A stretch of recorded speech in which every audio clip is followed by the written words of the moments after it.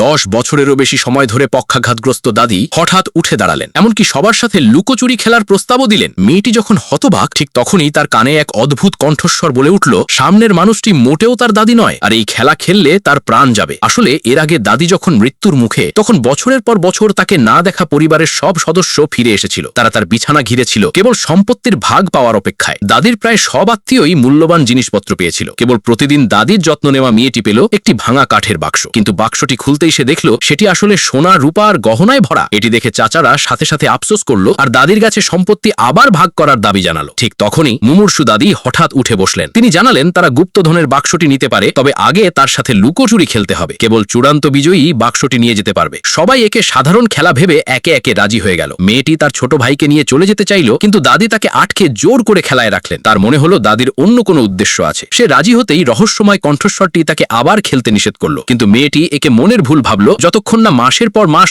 অবশ থাকা দাদি হঠাৎ উঠে দাঁড়িয়ে বললেন যে তিনিই সবাইকে ধরবেন। মেয়েটি পুরোপুরি ভয় পেয়ে গেল, কারণ সে দাদির অবস্থা সবার চেয়ে ভালো জানত। গত কয়েক মাস ধরে দাদি বিছানায় ঠিকমতো পাশও ফিরতে পারতেন না। তার পক্ষে উঠে হাঁটা ছিল একেবারেই অসম্ভব। কণ্ঠস্বরটি তাকে আবার বলল যে এই মানুষটি তার দাদি নয়। মেয়েটি ঠেলতে না চাইলেও তার ছোট ভাই দাদির সাথে খেলতে জেদ ধরল। কণ্ঠস্বরটি তাকে সতর্ক করলো, একবার খেলায় নামলে সে আর বের হতে পারবে না। কিন্তু মেয়েটি তার ভাইকে ফেলে যেতে পারল না, তাই শেষমেশ সে থাকতে রাজি হলো। খেলা শুরুর আগে দাদি সবার পাওয়া সম্পত্তি ফেরত চাইলেন, আর খেলা শেষে অবস্থান অনুযায়ী তা আবার ভাগ করা হবে। মেয়েটি গুপ্তধনের বাক্সটি হাতে নিয়েই বুঝলো কোথাও কোনো গন্ডগোল আছে। কণ্ঠস্বরটি তাকে জানালো সব সোনা আর গহনা আসলে নকল, সেগুলো তাদের ফাঁদে ফেলার জন্য পাতালপুরীর গুপ্তধন। কিন্তু খেলা শুরু হয়ে যাওয়ায় তাকে খেলতেই হলো। দাদি গোপনে মেয়েটির হাতে একটি ছোট থলি গুঁজে দিয়ে বিপদের সময় সেটি খুলতে বললেন। কাউন্টডাউন শুরু হতেই সবাই দ্রুত লুকানোর জায়গা খুঁজতে লাগলো। ঠিক তখন মেয়েটি খেয়াল করলো বাড়ির পশুগুলো হঠাৎ অস্বাভাবিক চঞ্চল হয়ে উঠেছে, কিন্তু ভাবার সময় না থাকায় সে ছোট ভাইকে নিয়ে লুকাতে গেল। তবে লুকানোর ভালো জায়গাগুলো আগেই তার চাচারা দখল করে নিয়েছিল। মাত্র 10 সেকেন্ড বাকি থাকতে মেয়েটি দাদির দেওয়া থলিটি খুলল আর বুঝতে পারল